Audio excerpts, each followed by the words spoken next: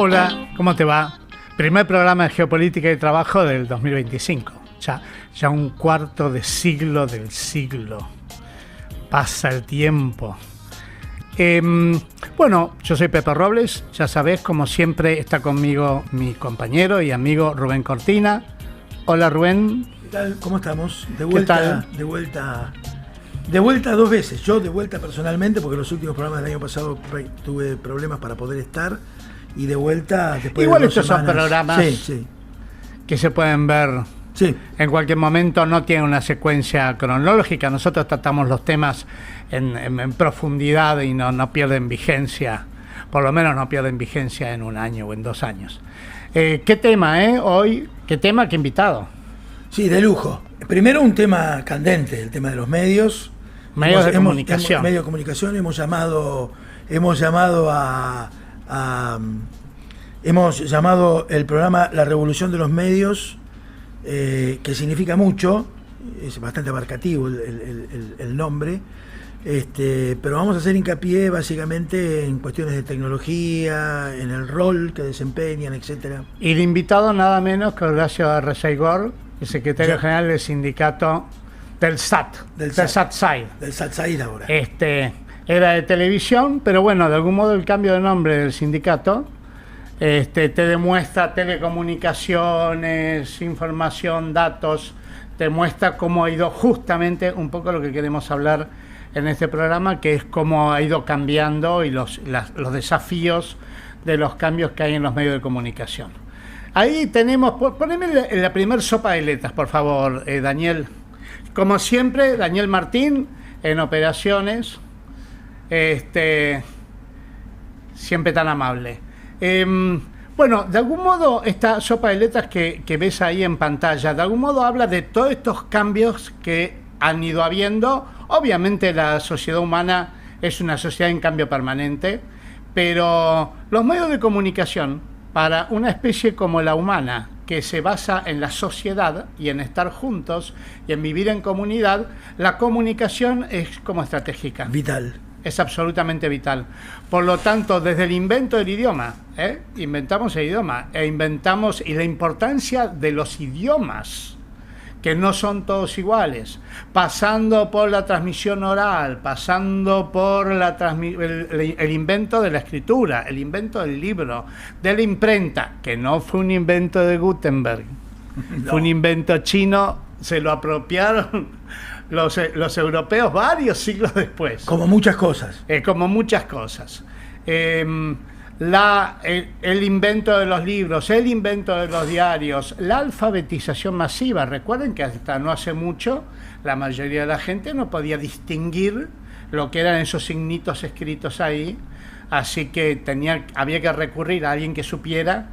Y así se leía el Martín Fierro. El Martín Fierro, el que sabía leer en la pulpería, leía el Martín Fierro del diario a los demás. Así que hemos ido cambiando y ahora, ya en las últimas décadas, hemos empezado a entrar en sistemas de comunicación a ya más larga distancia. Telégrafo, teléfono, televisión, radio, el disco.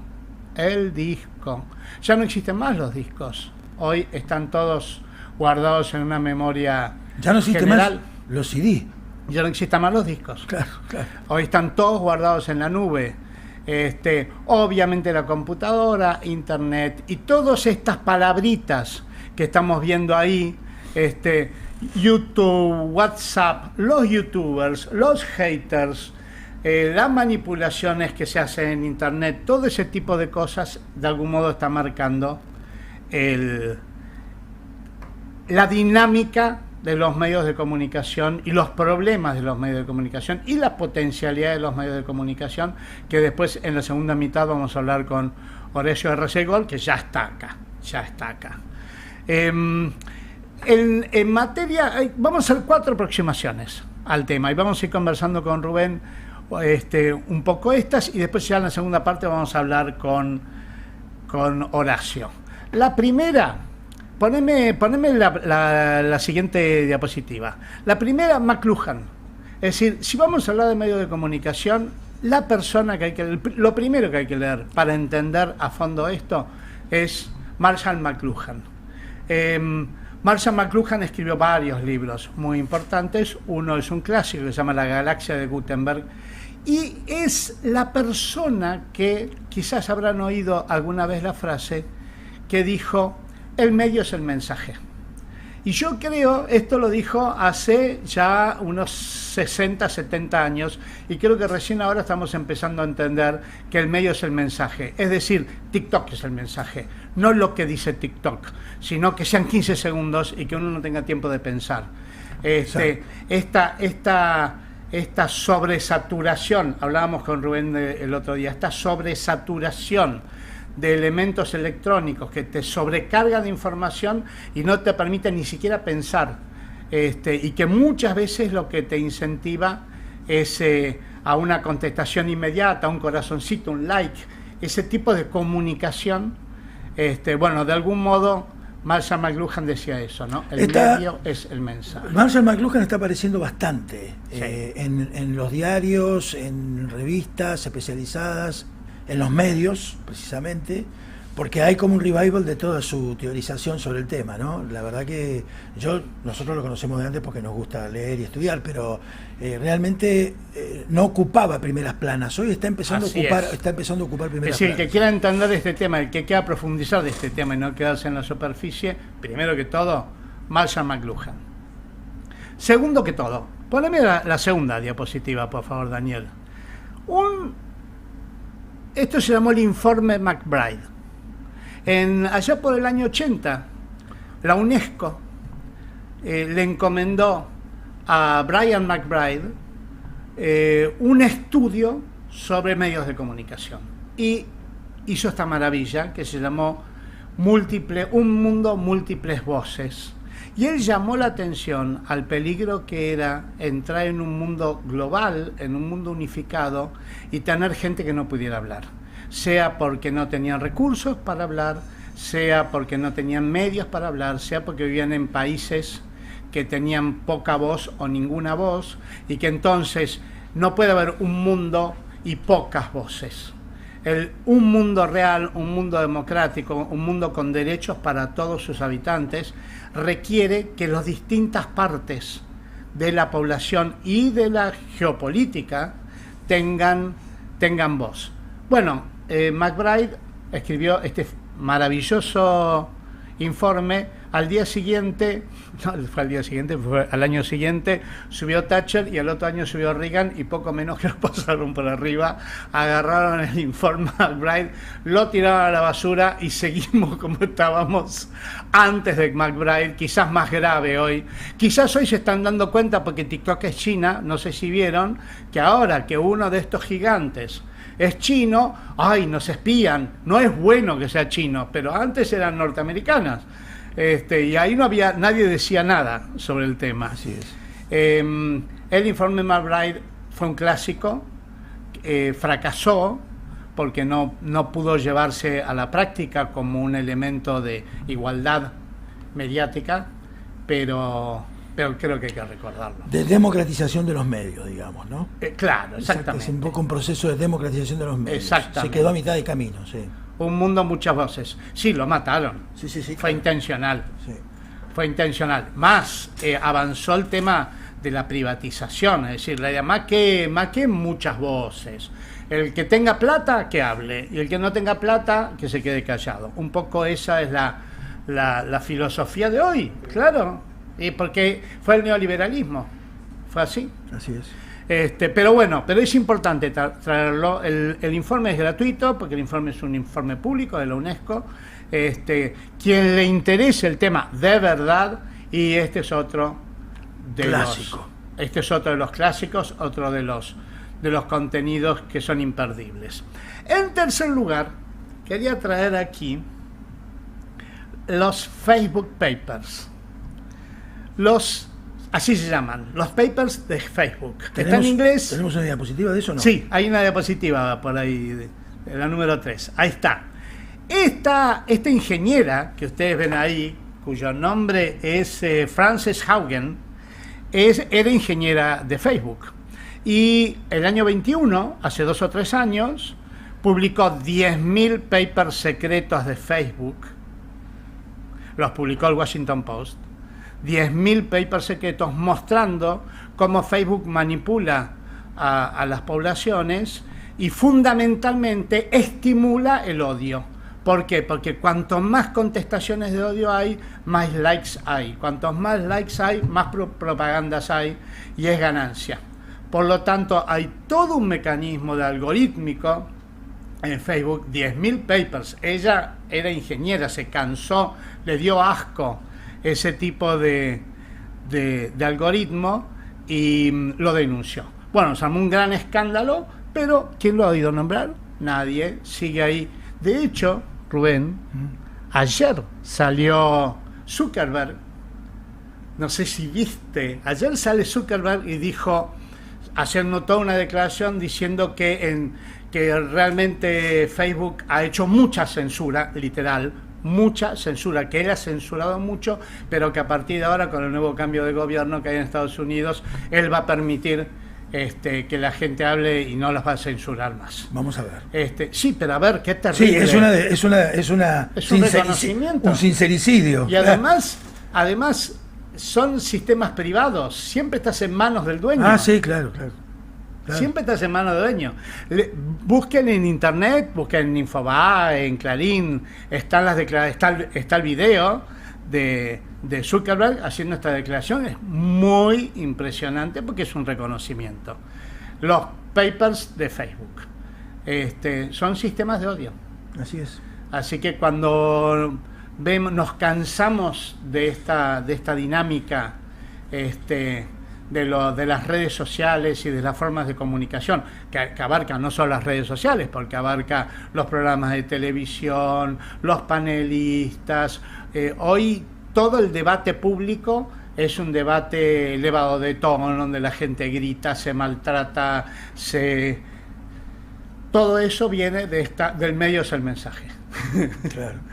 Todo viene de esta lógica de los medios que incentivan que en lugar de la comunidad haya la bronca, la desunión, porque eso da dinero. Al mercado le conviene que nos peleemos. Así es. Y bueno, y lo último que vamos a hablar es el trabajo en los medios. Eso lo vamos a hablar en detalle con Horacio, obviamente. Es el que sabe. Así es, como decimos siempre. Ahora va a hablar el que sabe. Claro. Habla el que sabe. Pero a mí me parece que sobre esto, hay muchas cosas sobre esto, pero el otro día compartimos los tres una actividad de Uniaméricas. En una parte me tocó participar del sector postal. Y claro, ahí hablaban de... No hace tanto que mandábamos postales. No hace tanto que mandábamos postales. No hace tanto que había carteros. Y hoy hay emails. Hoy mandás por email. Y hasta el email es viejo. Hoy mandás por WhatsApp. La postal la mandaste con una foto en la playa, sacaste la foto y abajo pusiste: qué bien la estoy pasando, lástima que haga tanto frío. Viste que está haciendo frío en Mar del Plata. Es decir, sí, estamos viviendo, creo, probablemente siempre ha pasado esto, porque yo he seguido mucho a Gardel, y Gardel es un tipo que fue avanzando su arte a medida que la tecnología iba cambiando. Entonces, él empezó con guitarras, pero cuando apareció el micrófono, canta con micrófono. Cuando aparece la radio, canta con la radio. Cuando aparece el cine, canta con el cine. Y eso en 15 años. Es decir, él fue cambiando su arte en función, incluso las canciones, porque no es lo mismo, las canciones de Lepera son canciones pensadas para el cine internacional, por eso son menos lunfardescas. Claro. El medio es el mensaje, nuevamente el medio es el mensaje. Es decir, el cambio tecnológico no es algo de hoy, siempre ha habido cambio tecnológico. Lo que pasa es que el cambio tecnológico de hoy es de hoy. Sí. Ese sí no vino nunca antes. Siempre ha habido cambio tecnológico, lo que cambian a veces son las circunstancias y las condiciones, claro, o los componentes de ese cambio tecnológico. Cada cambio tecnológico, claro, así que hoy vos tenés los youtubers, hoy tenés el tipo que tiene el canal el chico que en su Es muy gracioso ver a veces a los youtubers en habitaciones muy chiquititas, en departamentos muy chiquititos, donde apenas entran ellos, está la cama y una guitarra eléctrica y el tipo hablando de ahí, por ahí tiene 100.000, tiene ratings sí. que envidiaría cualquier canal de televisión. Así es. Sí, y además creo que la otra cosa, y me parece que vamos a hablar bastante de eso con Horacio, es hoy los medios de comunicación se interrelacionan, ya no tenés la televisión, el teléfono, el correo, como tome, el actor. ¿Dónde trabaja el actor hoy? Trabaja, no sabe bien dónde trabaja, sí. En un teléfono. Sí, yo escuchaba en un reportaje que le hicieron a un conocido periodista hace poco tiempo, que empezó trabajando en un diario y definió el trabajo en ese diario como que era un almacén rústico. Y terminó hoy escribiendo en un diario, hablando en una radio y teniendo un programa de televisión. Es decir, ya uno, digamos, el periodista ya tiene otro tipo de perfil, si se quiere llamar de alguna manera. Sí, todo. Las cámaras hoy las pueden levantar las mujeres sin ningún problema y por lo tanto han cambiado también el género. Ya no es tan necesario una persona corpulenta que cargue la cámara varias horas. Claro. Una cosa que hay que mencionar es que, claro, hoy con celular. Claro. Sí, claro. Está haciendo Horacio. El celular es la cámara. Sí, claro. El celular es la yo cámara. Mi saludo de fin de año lo hice con un video que me grabé en mi oficina, yo. Así que, y estoy muy orgulloso de eso, ¿eh? La verdad que, honestamente... El sindicalismo argentino nace en los medios de comunicación, porque el primer sindicato argentino es el sindicato de tipógrafos. Claro. Es decir, que eso también es importante. Sí, claro. Estamos hablando... Es tan importante esta actividad, es casi tan importante como la industria o casi tan importante como el transporte. Esas cosas, más te diría, en la Argentina, la industria, como no había industria, había campo, tardó mucho los sindicatos industriales en aparecer. Primero aparecieron los sindicatos de medios de comunicación, de los diarios, los tipógrafos, y los sindicatos de transporte. Claro. Y comercio, porque sí. Eso siempre hubo.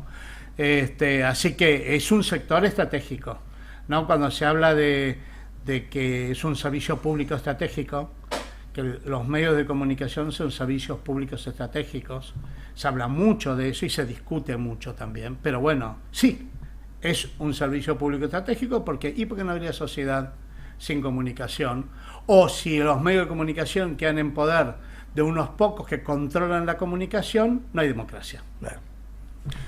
¿Nosotros vamos a ir un corte o vamos a ir directamente? Vamos a terminar con una frase. Poneme la última imagen, por favor, Daniel. Una frase precisamente de McLuhan que me parece que la encontré por ahí y me pareció muy buena para poner. No esa. Frase, creo que es frase final se llama. Ahí está. No sé si se ve, pero dice lo siguiente. Una vez que hayamos supeditado nuestros sentidos y sistemas nerviosos a la manipulación privada de quienes intentarán beneficiarse a través de nuestros ojos, oídos e impulsos, no nos quedará ningún derecho, dijo McLuhan hace 70 años. Bastante evidente, ¿no?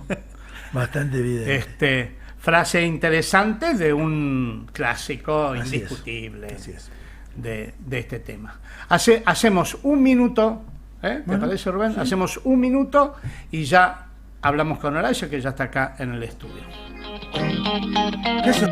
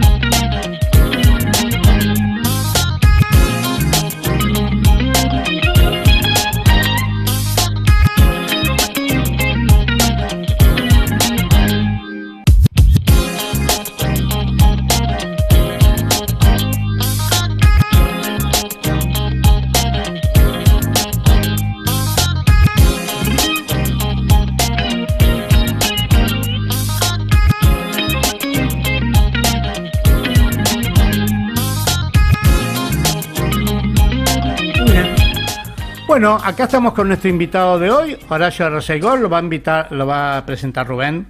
Sí, Rubén. Sí, porque la verdad que presentar a Horacio es no solamente presentar a un dirigente sindical, que ya es todo un tema importante, sino presentar a un amigo. Horacio ha estado siempre muy cerca, nosotros hemos estado siempre, tanto Pepe como yo, muy cerca de su sindicato y de él, haciendo formación y participando en el sindicalismo internacional de manera bastante activa en el sindicato global del sector, un sindicato de referencia global del sector que es la UNI. Él es el secretario general del SATSAID, es el vicepresidente de UNIMEI Américas. MEI es, para los que no sepan, el sector de la UNI que se encarga de los sindicatos o que representan los sindicatos del entretenimiento y medios. Asimismo es miembro del Comité Ejecutivo de UniAmérica, secretario general de COSIDMECOS, que después vamos a explicar este tema de COSIDMECOS, y es el secretario de Ciencia y Tecnología de la Confederación General del Trabajo de la República Argentina.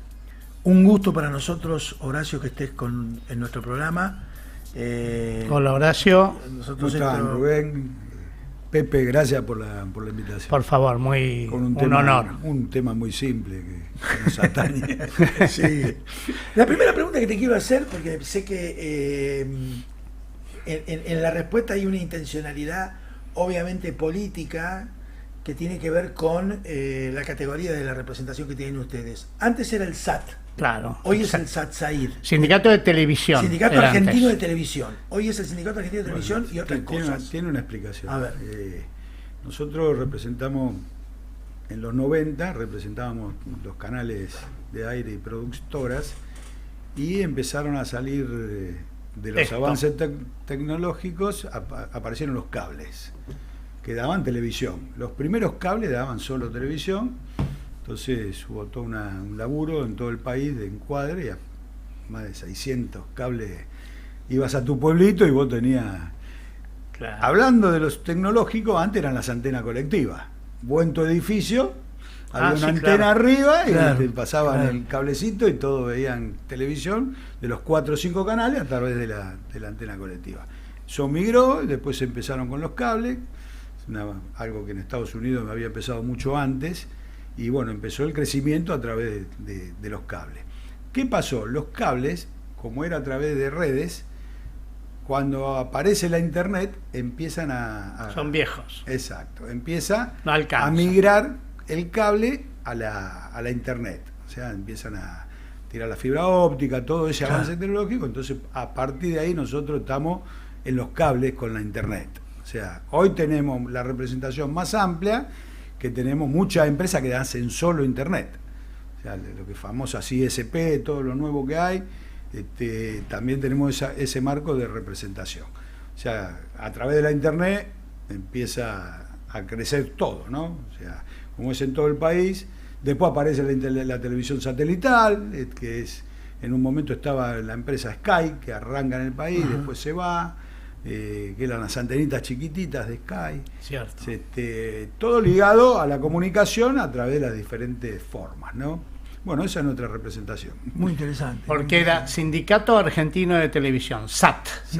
Y ahora se llama SATSAID, que quiere decir Sindicato Argentino de Televisión, Telecomunicaciones, Servicios Audiovisuales, Interactivos y de Datos. Así es, para que quede clarito. Claro, porque es la interactividad. Cuando hablamos del celular, todo lo que es la interactividad dentro de la comunicación. Está muy bien. Entonces, por eso, vos fuiste ayornándote al crecimiento. Nosotros nacimos como sindicato en el año 58, la televisión nace en el 51, con la transmisión de Vita, Yankelevich trae la televisión al país, y el sindicato nace en el viejo Canal 7 en el año 58. A partir de ahí, cuando hablamos de la tecnología, o sea, el avance tecnológico estuvo siempre. Siempre si estuvo. Vamos a la prehistoria, siempre estuvo. De la revolución industrial para adelante, siempre hubo crecimiento. De eso te iba a preguntar. Con estos avances, y yo digo, los avances tecnológicos nunca terminan con nada. Claro. Crece. Porque cuando nació la televisión, todo el mundo decía, la radio desaparece. Y la radio no solo no desapareció, sino que creció más aún. Entonces, apareció el cine, el teatro desaparece. Exacto, no desaparece nada. Es muy interesante lo que está diciendo Horacio, y él lo va a recordar, por eso la pregunta que viene ahora a colación de esto que voy a decir. Yo lo escuché a él en una charla donde estaban varios sindicatos de la UNI. Vos recordarás una oportunidad que nos visitó Christy Hoffman. Exacto. Y en general la posición de varios sindicatos era una posición, no digo anti-cambio tecnológico, pero era de medio como de resquemores, ¿no? Es decir, nos viene a quitar trabajo, tenemos que pararla, no exageradamente, porque yo creo que el sindicalismo argentino hoy tiene una lectura mucho mejor, mucho más clara sobre la cuestión de la tecnología, pero en ese momento, estoy hablando hace 3 o 4 años atrás, más, 5 años atrás, Horacio fue prácticamente, me acuerdo, la excepción, que incluso te mencionó Cristi al final, porque dijo, yo creo que, muchachos, los cambios tecnológicos van a seguir estando, han estado, nosotros somos los que tenemos que taclear el problema, nosotros somos los que tenemos que hacer que la tecnología juegue para nosotros y nosotros saber movernos sindicalmente en el campo de la tecnología. Yo cuento una anécdota. Dale. Yo era delegado, yo vengo del viejo Canal 11. Ajá. Técnico en el viejo Canal 11. Era delegado allá por el año 83, 84, mis primeros pasos como delegado en el canal. Y me acuerdo que lo primero que vino, con la comisión interna, nos llama el interventor, porque en ese momento estaba intervenido, ¿se acuerdan? Todos los canales estaban, sí. Uno era de la Fuerza Aérea. Sí, claro. Bueno, cuando avanza el gobierno radical, nosotros estábamos con el interventor radical ahí. Porque eran del Estado, además. Claro, eran del Estado, exactamente. Todos los canales, acá en la capital. Entonces nos llama el interventor, nos dice, nosotros vamos a incorporar un cambio tecnológico. El núcleo de un canal de televisión es el control central y la emisión, de donde sale la emisión, que es la etapa de videotape. ¿Qué pasaba? Estaba el control central, estaba el videotape, donde los muchachos sacan el cassette, ponen el cassette, la torta publicitaria era un cassette, entonces había 2 o 3 operadores ahí que tenían que manejar y ponían y sacaban las manos. La cuestión es que nos traen un robot que era gigante, lo empiezan a instalar cuando entramos a preguntar, ¿qué traen acá? Este es un robot. Entramos a mirar y decir, ¿qué va a hacer esto? Todo. Saca y pone cassette, hace todo. Increíble. Entonces decía, cagamos. Los operadores de tape empezaron a mirar con la cosa. Esa primera etapa... Se acabó el sindicato. Duplicamos la cantidad de trabajadores. ¿Por qué? A ver. Porque el robot no anda solo. Había que que cargar las computadoras. Porque venían una serie de computadoras y ya no solo cargaba muchas más cosas, no solo la programación y los comerciales. Esa etapa fue de crecimiento con la tecnología. Obviamente que después los avances tecnológicos fueron achicando, pero vos te tenés que ayornar. ¿Qué vas a hacer? ¿Vas a tapar el sol con la mano? Nosotros antes, para hacer un móvil de exterior, éramos 30, 40 personas. Hoy sale la cámara sola o un móvil de 2 o 3 personas, de 3, 4 personas. O sea, lamentablemente te tenés que ayornar, adaptar las funciones. Nosotros estamos permanentemente en discusiones con las empresas. Cuando dicen que los convenios son del 75, minga, muchachos, no son del 75. Claro, estamos todos adaptándonos todos los días con funciones nuevas, depende de la empresa, y lo tenés que ir adaptando y discutiéndolo. Y sabiendo que la tecnología también reemplaza gente. ¿Qué vas a hacer? Sí, claro. Pero también agranda la cantidad de canales. No, obvio. A ver, nosotros éramos 4 canales. Después empezaron a aparecer los canales en el interior, después aparecieron los cables. Los pibes que te ponen los Exacto, cables. Exactamente. Y crecimos. Yo asumí en el año 2002 como secretario general. Era bastante joven, porque Néstor en ese momento, Cantariño, estaba pasando por una enfermedad y no quiso seguir, y hicimos todo. En el año 2002 y antes, en el 90, cuando fuimos a la primera elección en el año 89, el padrón nuestro era de 5.600 personas, en el 89, 5.600 personas. En el 2002 fuimos 20.000 y hace 2 años atrás éramos 34.000. Entonces, que la tecnología también te da otro tipo de posibilidad de crecimiento. Por ahí es lógico que hay empresas que se van a achicar porque traen tecnología. Lo mismo pasa acá en la radio, en todos lados, ¿no? Sí, claro. Pero bueno... esto es una radio claro. que la pasan por televisión y se ve por teléfono. Exacto, todo junto. Todo junto. Bueno, eso fue el crecimiento del triple play. ¿Se acuerdan antes que decía, vos veo televisión en el cable nada más? Después empecé... Claro. Exacto. Ya me pusiste la internet. Después, Hoy cada vez que se te cae el internet, claro. viene un pibe de Subside. Exacto. Viene Y a la tu casa. empresa crecieron. Cuando nosotros estamos ahí en el medio con los telefónicos que venían del cobre y estamos compartiendo en empresa La misma empresa grande, tiene teléfonos y... porque se unificaron. Entonces, a partir de que liberaron la ley, te fuiste al cuádruple play. Hay una empresa que te da todo. Claro. ¿Entendés? Entonces te da el teléfono, te da la internet, te da la programación. O sea, el avance es gigantesco. Ahora vamos a empezar a andar otro avance que en algunos canales ya lo han visto, no hay gente. Depende del programa, podés tener 1 o 2 personas, antes éramos 20. Hoy está la cámara robótica que aparece con un riel y el director te la corre, te la gata. No hay operadores. No hay operadores de cámara, hay estudio que no va a ser en todo, pero sí en programas que son fijos. Por ejemplo acá, vos ponés esto, estamos con cámara fija y un solo operador. Entonces, se achica todo. Claro. Crecés por otro lado, ¿no? Porque después, ¿qué pasó? Nosotros hacíamos ficción, que es lo que más empleo genera. En los medios de comunicación, en la televisión, por ejemplo, las ficciones son lo que más generan, porque necesita mucha gente. Necesita actores, esto, lo otro, todo. Antes los canales de aire, las novelas, las telenovelas, eran grandes producciones, Canal 11, Canal 13, Canal 9 con Romá y todo. Hoy no se hace más una sola ficción en ningún canal de televisión. No hay. ¿Por qué? Primero por los costos. Pero se mudó a la producción de contenido para Netflix, para Amazon, claro, para Disney Plus. Te traen el paquete ya para que vos lo pongas. Exacto. Nosotros cuando Disney arriba llega al país, éramos 40 tipos en Disney.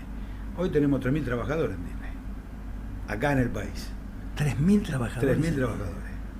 Con los anexos, ¿no? Disney, es decir, la no central, están en el canal. más las productoras que trabajan todas para allá. No están en el canal, están en esta cosa que se llama Netflix, que nadie sabe bien qué nombre ponerle tampoco. No es una productora, no es un canal. A nosotros, ¿qué nos pasó el año pasado? Cerró la principal productora del país, ¿cuál era? Polka. Era la gran producción. Y bueno, terminó cerrando. Todavía el otro día me lo crucé a Adrián y le digo, ¿y cuándo volvemos? ¿Cuándo empezás a producir? Ya vamos a volver. Bueno, me parece que toda la tecnología te complica por un lado, pero también te da oportunidades por otro. Claro. Sí, esa es en general la mirada que hay incluso en muchos sindicatos, y pegando un pequeño salto, en muchos de los sindicatos que integran nuestro sindicato global, ¿no? Sí, obvio. Parece ser que hay una mirada en el sentido de que, bueno, la tecnología tenemos que saber usarla, tenemos que tratar de mantener los pisos de protección, pedir regulaciones tanto del Estado como la negociación colectiva. Ese es el problema. Sí. Todo lo que dijo Pepe al principio es el problema de las regulaciones. La ideología está muy clara, todo lo que se habló en la primera parte del programa, y sobre todo en este gobierno. Sí, claro. Que es un gobierno que no va a regular nada a propósito. Claro. No te regula nada, te cierra todo lo que es del Estado.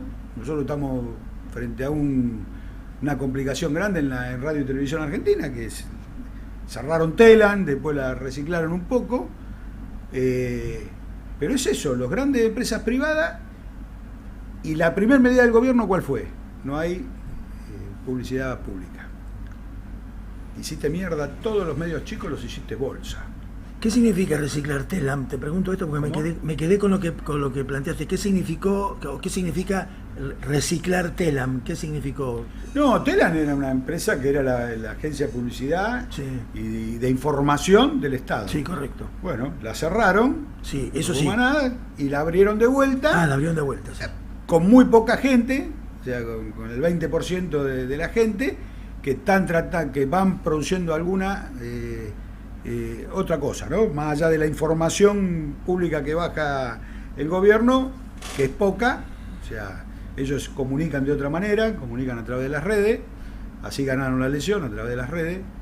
Cuando dijo Pepe, esto no te deja pensar, TikTok no te deja pensar, porque vos hoy le preguntás a algún votante de Milei, pero vos sabías que iba a haber problemas con la salud pública, sabías que iba a haber problemas con las Escuchó gritos nomás. Nada, escuchaban los gritos, la motosierra, no te permite pensar.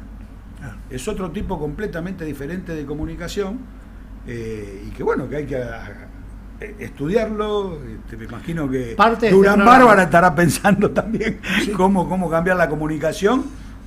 No solo la comunicación. Parte de este programa es hacer un anti eso. Exacto. Es decir, todo lo contrario, tomarnos tiempo, hablar, no hacer una cosa estrictamente periodistista que mañana ya no sirva. Y sigue igual, porque ellos sacan la pauta pública, porque no tienen nada para comunicar.